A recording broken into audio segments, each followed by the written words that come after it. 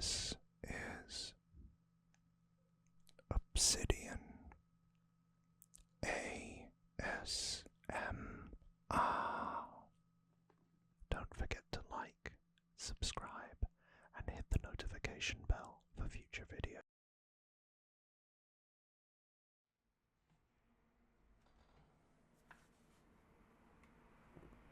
Well, hi there. Welcome back to another Obsidian ASMR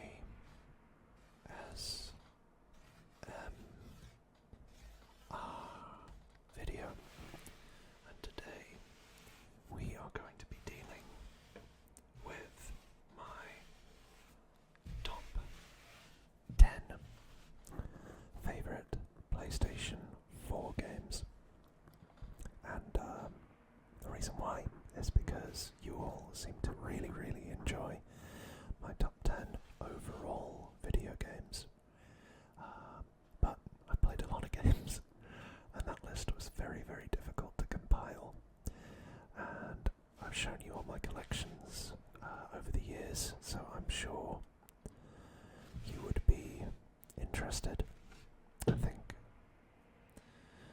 to hear what my top 10 of each of the consoles is. So starting off with the PlayStation 4, because it's relatively new.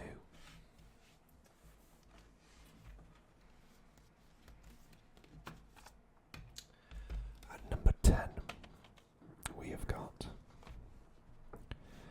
Star Wars Battlefront 2. Now, I'm old enough to remember the original Star Wars Battlefront 2 on the PlayStation 2. And I remember this coming out relatively, I think it was kind of in the middle of the PlayStation 4 as a console, if I remember correctly. And boy, did this have a rocky launch. It was released in 2017.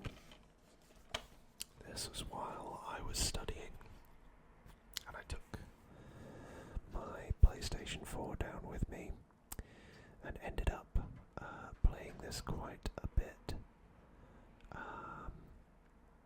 I thought the campaign was fine. I can't really remember much about it, truth be told, other than you play as this character. I tried to get all the trophies for it at the time. But the big thing here was the multiplayer, which was the focus of the original, or I should say the previous Battlefront game produced by EA.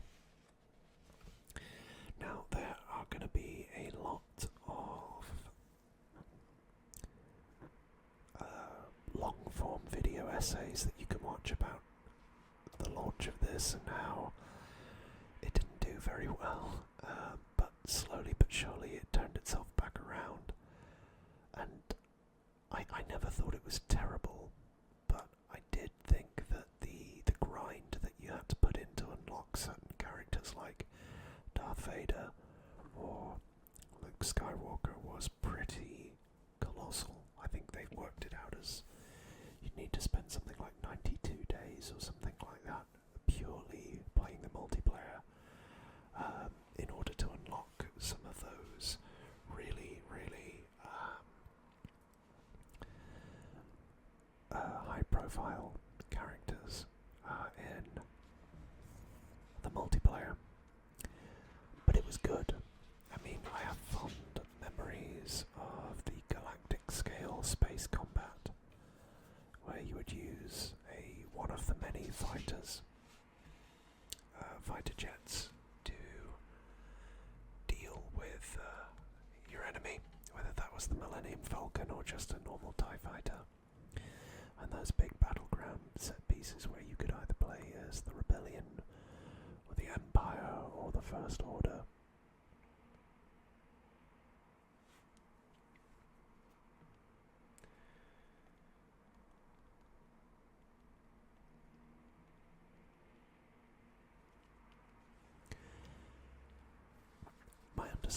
is that they brought about quite a few changes afterwards to make the multiplayer more accessible, and also they expanded the roster of heroes and villains, even including some of the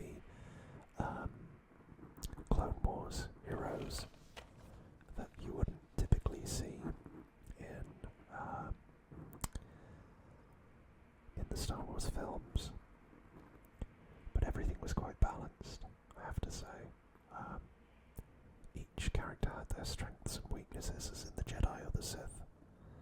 And similarly, there were different classes that you could play. You could play as the Heavy, you could play as the normal Stormtrooper, or, like the Sniper, things like that. Likewise for the Rebels. It was fun. I enjoyed it.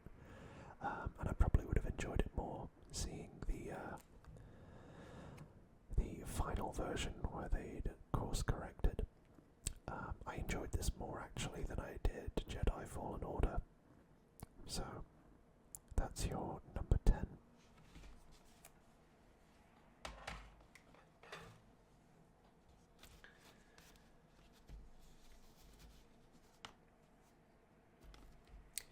At number 9 is a remaster, and there's going to be a bit of a recurrent theme here with remasters.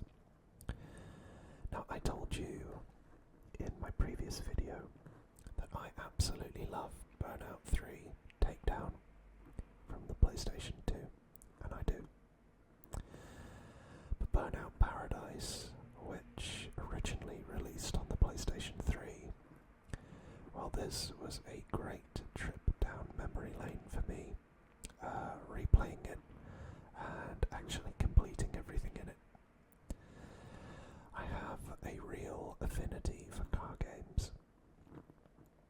I used to play the Forza games a lot. I did quite a lot of Need for Speed when it was good. And, of course, I love Burnout. I have all of them, I think. Burnout 1, 2, 3, and Paradise, and Revenge. Although Revenge is often overlooked. The two that always stand out are Burnout 3 Takedown and Burnout Paradise. The remaster is a faithful adaptation, just basically an upscaling of the graphics of the original game. And it does play well. It takes a lot of the elements out of Burnout 3 Takedown. But the point of the game is you do activities to unlock or earn your license, starting from a D license to a C license to a B license to an A license and then to, I think, an S tier. And these activities range from takedowns to normal races to stunts to, I think, even cop chases, hot pursuits, potentially. I don't know whether they're called hot pursuits, but you get chased by cops.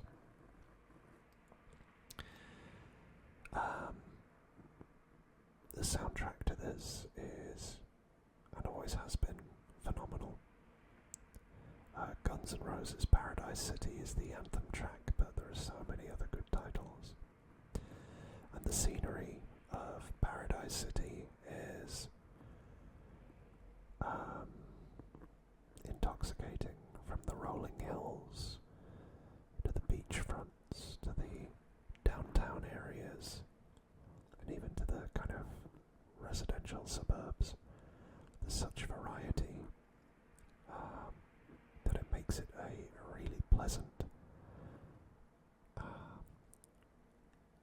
experience wherever you choose to drive. And of course this also comes with all of the additional DLC that the original game had. And I don't quite think that I played through all of that, but nonetheless I did complete this, and I completed it pretty swiftly. It's at number 9 on our list here, but if you ever get the opportunity to pick this up and play it on your PlayStation 5 or download it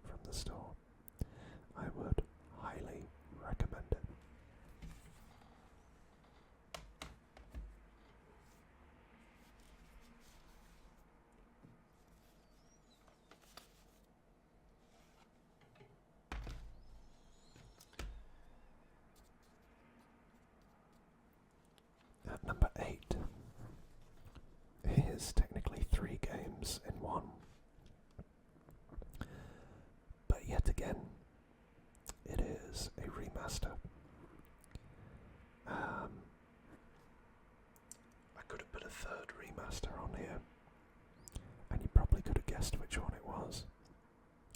No, not Red Faction Remastered. But you'll see in a minute. This brought back those classic PlayStation 1 games that I played in my childhood, with Spyro 1, Spyro 2, and Spyro 3. And I am not ashamed to say that I played and completed and I believe platinumed all of these games. And I wish I could go back and do it again. I have such fond memories, which I'm sure I've said before, of going to our local Blockbuster when that was still a thing, and renting Spyro 1 before I started my own collection of video games. And my brother and I would sit and play, and we were so young that we didn't really know what we were doing, but it was so magical to be running around in that kingdom with Spyro, saving the dragons from nasty Nork.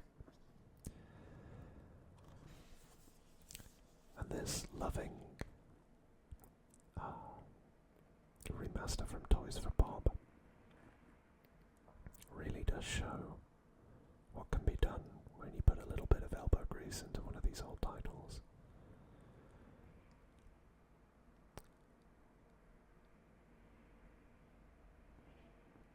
I think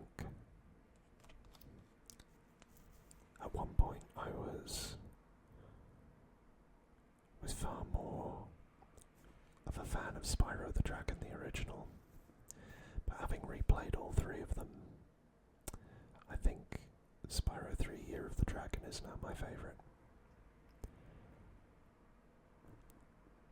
And I remember some of my peers at school would be really, really into that one. They played it a lot. I wasn't at the time as big of a Spyro fan, but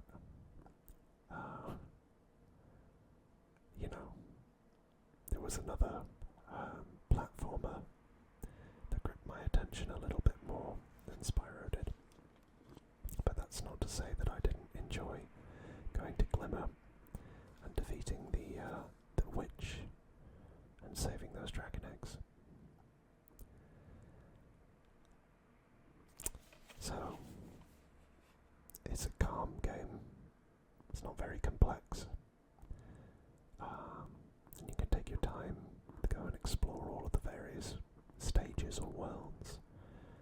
Get all of the objectives, whether that's dragons, dragon eggs, or gems.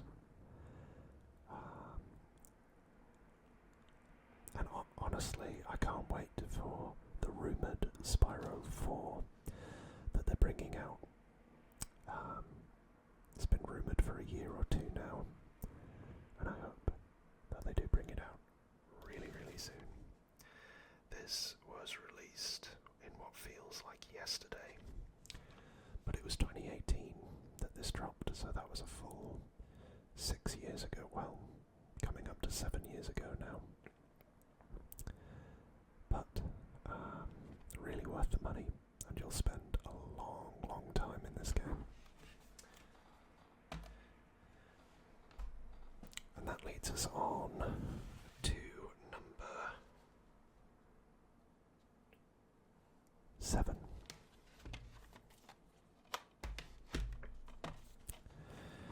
Which is Tom Clancy's The Division 2. A friend of mine and I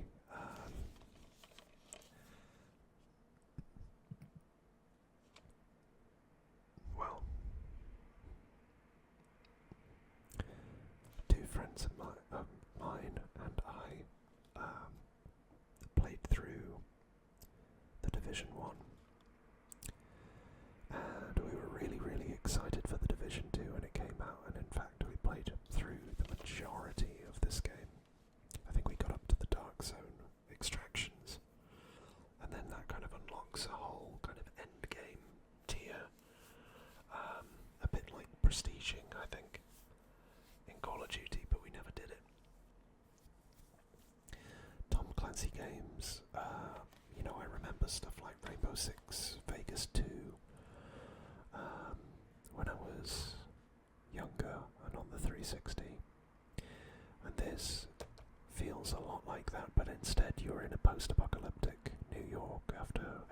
Xenoverse has been released. And you're part of the Division, which is kind of like a pseudo-police or military brigade that's tasked with breaking down these terrorist groups that have moved in and are either looting or, bringing forth more nefarious plots with these biological weapons. It's a third-person shooter, and you can have up to 4 people in your squad to tackle some of the missions, and trust me, you will need multiple people. There were elements of Army of Two about the mechanics in this, where you might have to draw the attention of the enemy in question and then get some shots off from behind.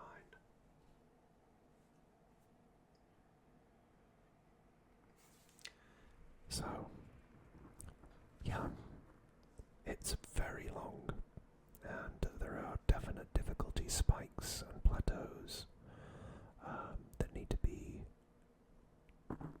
kind of dealt with and measured as you progress through the storyline, but it's gripping nonetheless. There's a lot of additional collectibles and intel that you can pick up throughout the game. All of these various activities and zones that you kind of liberate from these terrorist cells that are there.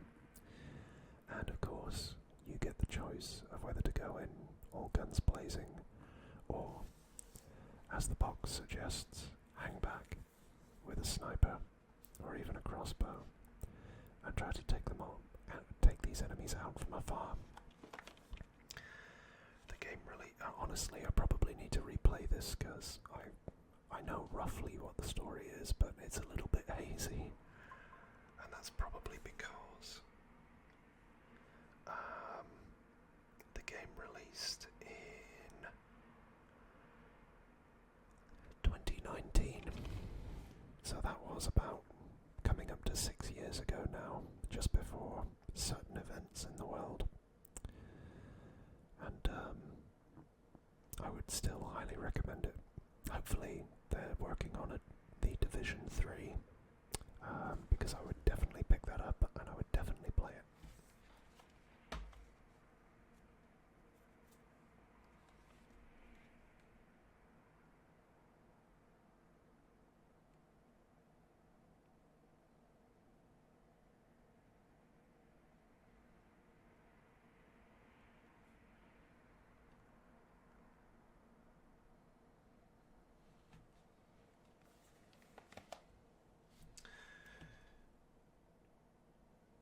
At number 6, just missing out on being in the top 5,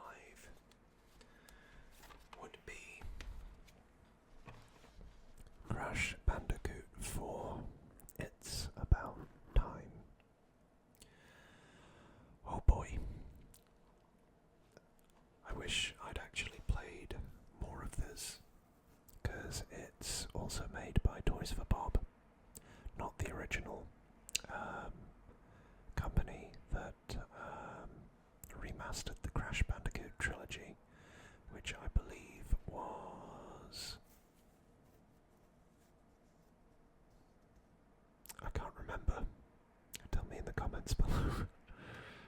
I know it's something toxic, I think, or it's got imagery or iconography of toxicity. But I can't remember. Who it was. But this is Crash Bandicoot 4, and as a child, playing the original trilogy on the PlayStation 1, and then, getting quite disappointed by the Wrath of Cortex, which was the PlayStation 2 version, or technically the 4th installment on the PlayStation 2, but it was really, really clunky, and moved away from the platformer style that Crash Bandicoot was synonymous with. I really, really wanted something like this.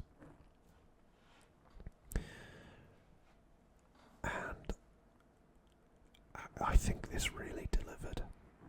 If you wanted a harder, modern version of the Crash Bandicoot games with intricate platforming, Toys for Bob knocked it out the park, and not only did they do that, but they wove drove it into the story, being respectful with, you know, the use of the masks here that give you various different abilities. One is like turning gravity upside down, which I think is that one.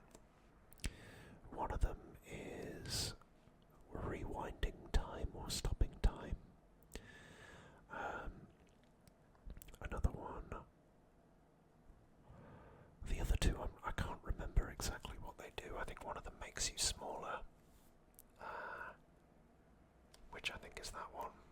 And for the life of me, I can't seem to remember what this one does. Maybe it throws you up into the air or something, I can't remember.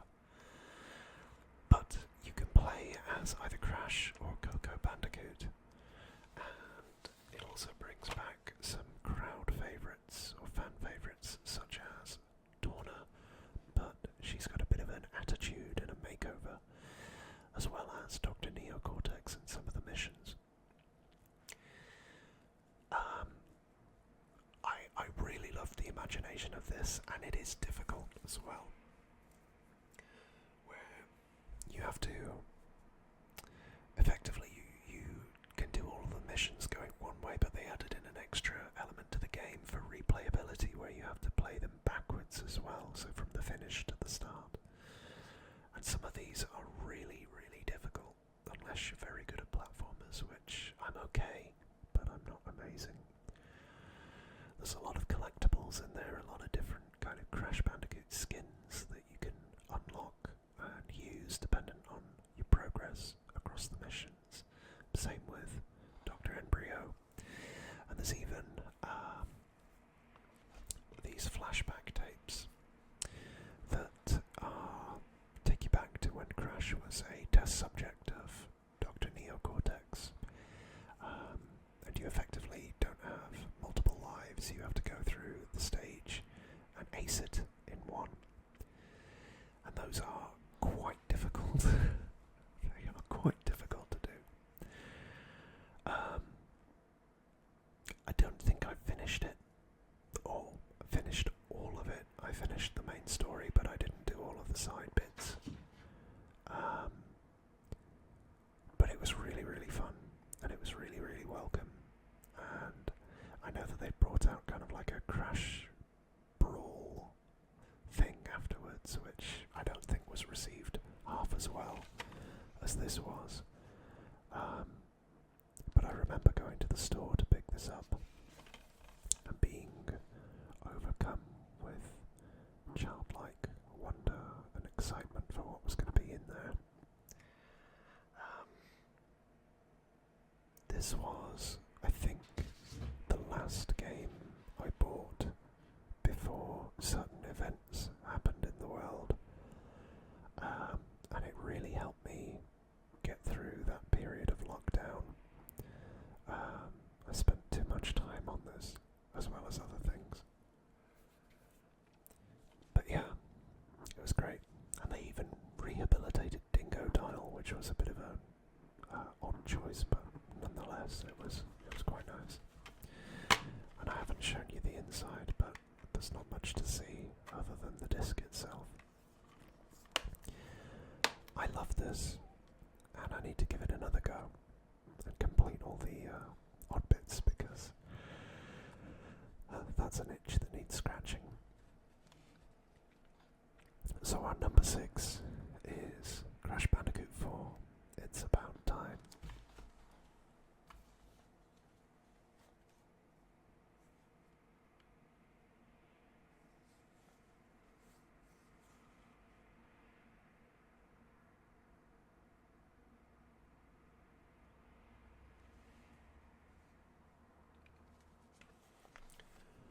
So,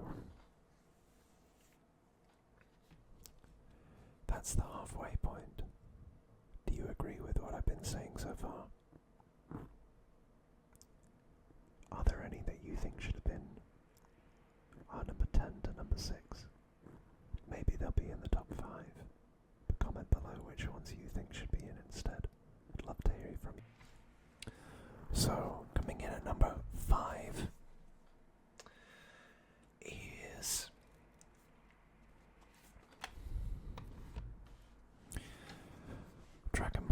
Xenoverse 2. And the reason why I put this at number 5 is because it's a fighting game, it's a Dragon Ball game, it's a Xenoverse game, but I appreciate it and I love it a lot. And if I had my way, I would be putting it up higher on the list. And it technically is my list, but objectively, if you've played a Dragon Ball Z game, there are nuances and there's some wonderful what-ifs, and you know, there's the kind of Mira and Toa storyline that feeds into it, and the Supreme Kai of Time, and all that good stuff. But it's effectively no different than, you know, like Dragon Ball Z Burst Limit or Budokai 3 or that kind of thing. This is probably my favourite Dragon Ball Z game, other than Budokai 3. I think this is the kind of like modern day equivalent of Budokai 3, and I do really hope, because I mean this game has been out for quite some time now, and they keep adding content to it. Like even today, it's had almost I feel like it's coming up to a 10-year lifespan. Yeah, so this was released in 2016, which is crazy. And we're almost at the point now where it's 10 years old and they're still making new content and new DLC for it. And I'm at the point where I'm like, if it's been 10 years and you're still pumping out content for Xenoverse 2, maybe you should pump out a whole new batch of content in Xenoverse 3, which I'm hoping and praying that they do for the PlayStation 5. But yeah, I thoroughly enjoyed this game. The combat was relatively easy to pick up after you've acclimatized, but that's the case for any Dragon Ball Z game. It's a button masher. But I loved all of the what-if scenarios. I loved the collecting Dragon Balls for the unlocking of the wishes. I love the trainer elements as well, where you can go and spend your time training with, you know, Bardock or Broly or King Cold. Cooler, not King Cold. Frieza, you know, Cell, Dodoria, Zarbon, all of those and many, many more. And there's like aptitude tests that you have to do as well. And you also have parallel quests is what they're called, where there's like 100 initially, but they've added more. There's, as I say, the years have gone on and they've added new content, where if you unlock certain, or if you do certain parallel quests and you get a certain grade on them, or do the extra objectives, you unlock more characters. So, you know what I'm like. I purposefully set about getting all of the characters that were unlockable, and I think I've got most of them, apart from the ones that have come out since I last played it. And you know, that's like Ultra Ego Vegeta, Ultra Instinct Goku, you know, all the new characters from Dragon Ball Z or Dragon Ball Super, Superhero.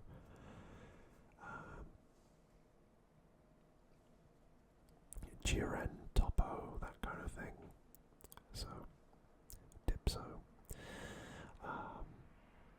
Kale, and yeah, loads of them.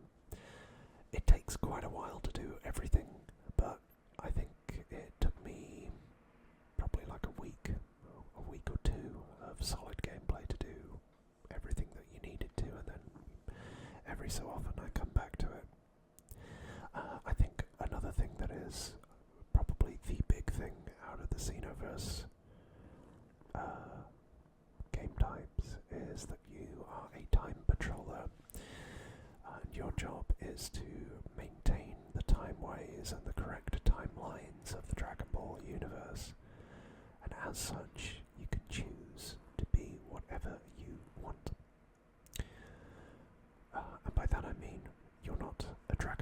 established Dragon Ball character, but more you are your own created character. You could be an Earthling like Krillin or Yamcha. You could be a Saiyan like Goku, Vegeta, Raditz, Bardock. You could be a Frieza race like Frieza or Cooler. Or a Namekian, or even a Martian, which is interesting now with the events of Dragon Ball Daima. So it gives you a lot of customization, which wasn't there in previous games, and I love that that's a touch. And it feeds into actually quite a lot of what's going on with the Dragon Ball Heroes manga as well, with Fu, and some of the storylines with the Demon World and Demigra, who was the antagonist of the first Xenoverse 2 game, and then obviously Mira and Toa, who are also from the Demon Realm, that appear as the main antagonists for Xenoverse 2. Again, very interesting that it's set in the Demon World when that is, or they're from the Demon World, where Daima is currently set. So, that's our number 5.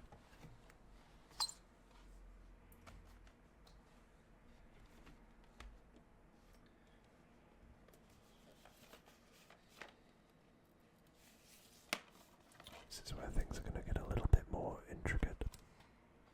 But our number 4 is Bloodborne, a Japan studio and from Software Creation, and a PlayStation 4 exclusive. You play as one of the hunters from Yharnam, a town, a Victorian Gothic style town that has been overtaken by fear monsters of the old blood.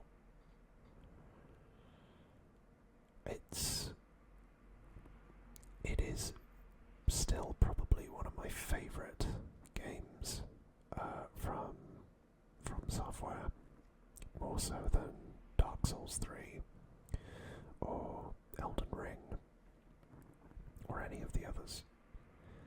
And I think the reason why is because there's no kind of shielding or anything like that. You have to attack, attack, attack, attack, attack, attack, attack. I like the aesthetic, I like the story with, as I say, the old blood, and I don't know it as in-depth as some people on the platform on YouTube, and I'm not going to pretend that I do, but it is gripping. I'll never forget fighting like an amygdala, which of course the whole point or crossover there is the amygdala is the part of the brain that controls your fear response, and these things were pretty bloody big in the game itself. I remember the bosses as well, and there are some of the bosses, I've got them in my mind's eye, but not the name. And I think it was the Old Hunters expansion, which was even creepier with the kind of newborn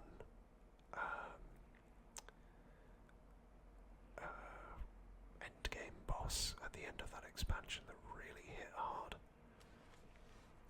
You can also dual wield with this, so you've got a gun and a kind of axe sword thing. But yeah, as it says on the back, hunt your nightmares, face your fears on the decaying streets of Yharnam in the critically acclaimed action RPG beloved by over 2 million players. Delve deeper into the nightmarish world of Bloodborne with the Old Hunters expansion, which includes new weapons, environments, and story.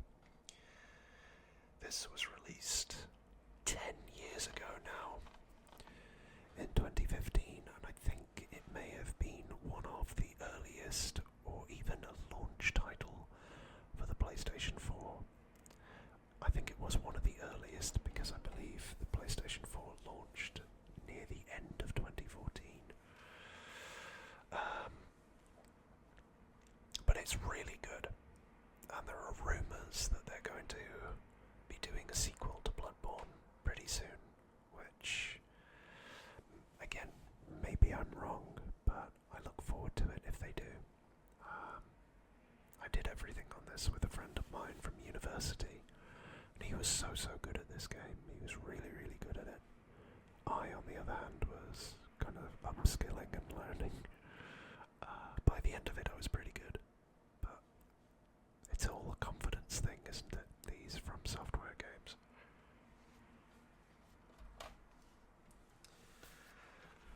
So, our top 3.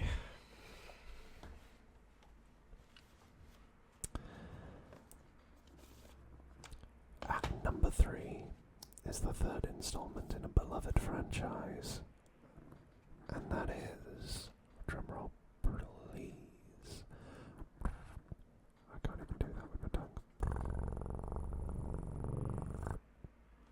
There you go. Borderlands 3 from Gearbox Software.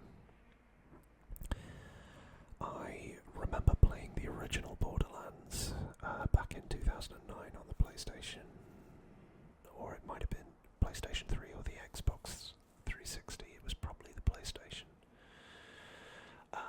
And I really enjoyed that, but I didn't fully get the concept at the time of looter shooter and, the better the gun, all that kind of thing. One of my friends at the time brought it round and I enjoyed it, but I never completed it. Then I didn't play the pre-sequel or Borderlands 2 until actually I'd played Borderlands 3 with God Queen Tyrene. I think the artwork for this is great, and as I've said many a time before, I'm a big fan of the Borderlands style of humour, because it is the British style of humour that I like, the sarcasm, the wittiness, that kind of thing. It's a big game. I played through this with another friend of mine, and see, I'm actually quite popular. No, I'm not. I've got a close-knit group of friends. But, yeah. Delved in as a Vault Hunter and went through the entire story. And he gave me the lowdown on what was happening and why. But, yeah, he always maintained that Handsome Jack was a better villain than, I think it was Troy and Tyrene in this. Although they were quite funny as well.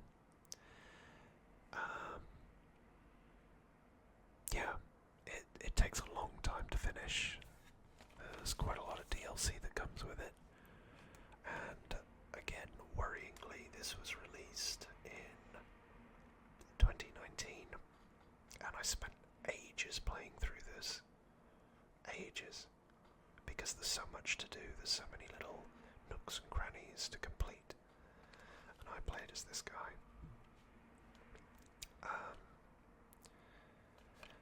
Obviously, that was 6 years ago now, and I believe Borderlands 4 is just about to drop at the time of recording, so I'll definitely be picking that up, although I don't know whether I'll be doing it on the PlayStation. But this was really great. It was really fun. It was really funny. And yeah, the worlds of Pandora and all these other areas were really great to explore. I wish I had more of a kind of photographic memory of the storylines on this, but it's another game that at some point I wish I would replay, but I don't tend to be one to replay games. I don't tend to be.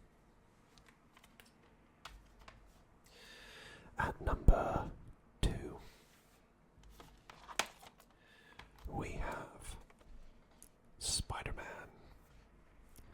Insomniac games now. This was a very close second, but mostly because I'm not that big of a fan of Marvel. Spider-Man is the exception. And this game has got a lot of parallels to the PlayStation 2 Spider-Man 2 game, especially with the web swinging and the way that they got that working. The cityscape of New York is almost a one-to-one recreation, because I remember that I went to New York, obviously, on holiday about 5 years before this was released, because I think this was another 2018 it was, so about 4 years before this. And I went and found the exact place where the hotel was that I stopped in. But the story was really long and winding for this, with Frisk and Mr. Negative and all of the others with, I forget what they're called, but there's like a gang of villains that band together in this. Scorpion, I think it's like the Raptor or the Falcon or something like that. Mr. Negative, then Rhino,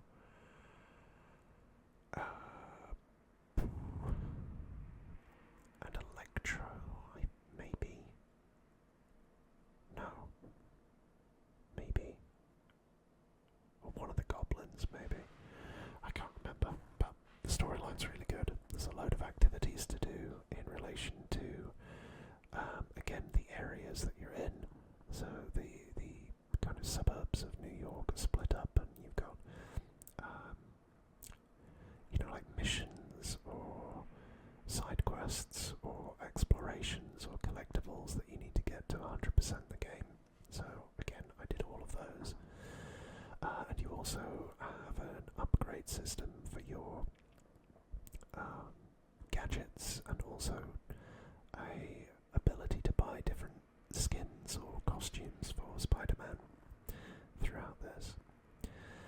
Since this came out, they've pumped these out quite quickly with Spider-Man Miles Morales, which feels like a DLC turned into a fully fledged game, and also Spider-Man 2. Speaking of DLC, there was a whole set of DLC called something like the City Sleeps or something, that followed the tale of Black Cat, and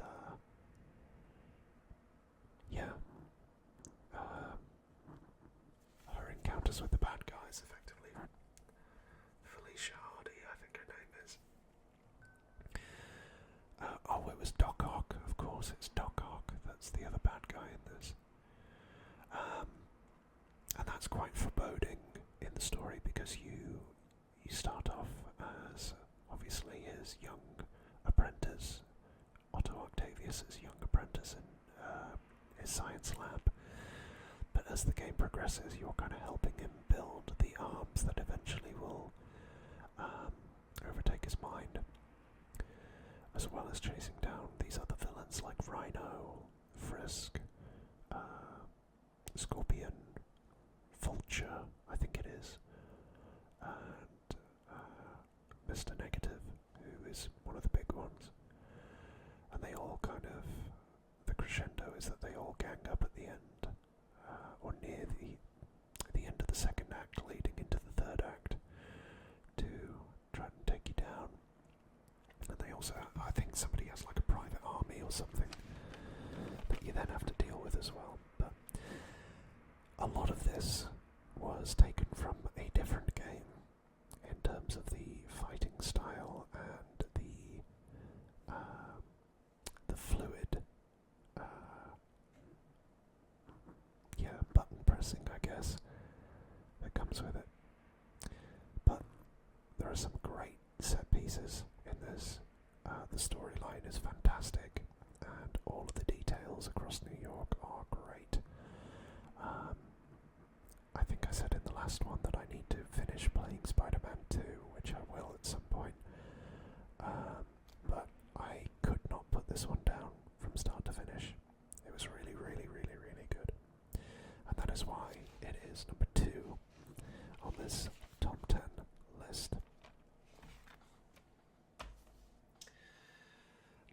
reason why it's at number 2 is because at number 1 is a game that I show you all too often, and that is Batman Arkham Knight.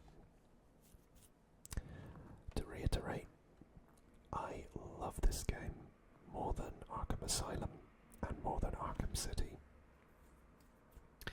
And this came out in 2015, I think, where you play as the Batman facing down Scarecrow and the eponymous Arkham Knight, who, no prizes for guessing who that is. It's in the aftermath of the Joker's death in Arkham City, but yet he still plagues Batman with visions, having injected Batman with some of his Joker toxin blood. Also, while you're going through, I mean, the whole thing is that Gotham is evacuated due to the Scarecrow and the fear toxin, so the streets are effectively abandoned apart from gangsters and criminals that you get to beat up as Batman. And the odd police car here or there, but usually they're police cars that have criminals in them that are joyriding. Your HQ, or one of the HQs here, is the GCPD, and you will go through the city and that's the Gotham City Police Department, the GCPD. And throughout the city you will encounter some of Batman's villains, famous villains like the Penguin, like Two-Face, the Riddler, Poison Ivy. Catwoman is kind of on your side in this.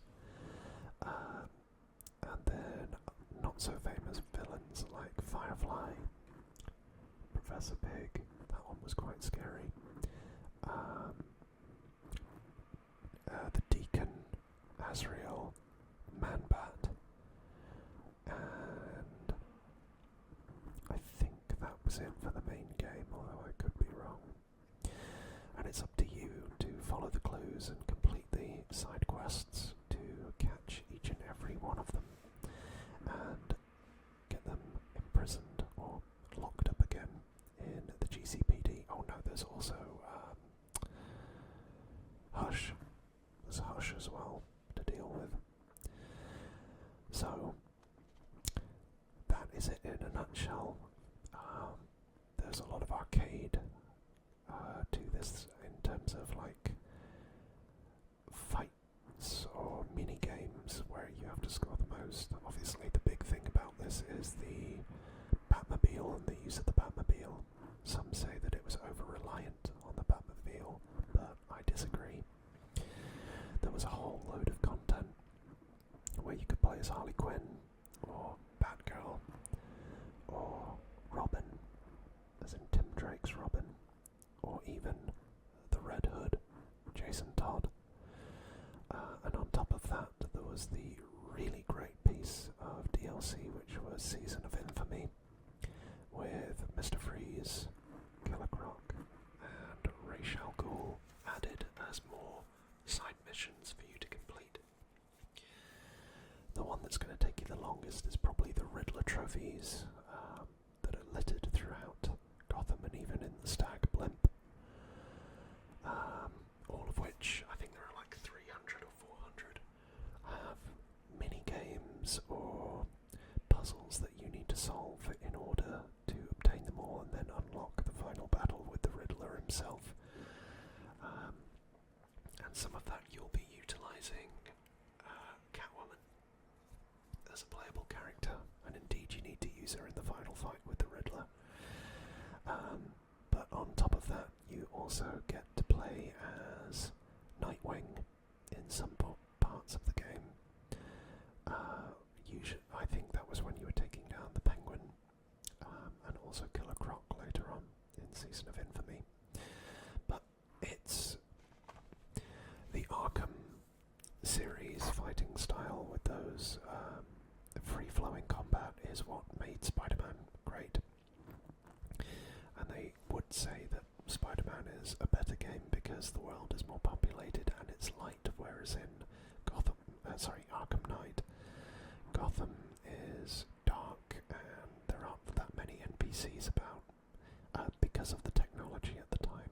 A couple of years made all the difference, and Spider-Man was able to do a fully populated version of New York, which Gotham is based off of, whereas this game just didn't. But that criticism, to me, isn't valid, because it's a Batman game. You know, you don't want to be running through the streets with civilians there.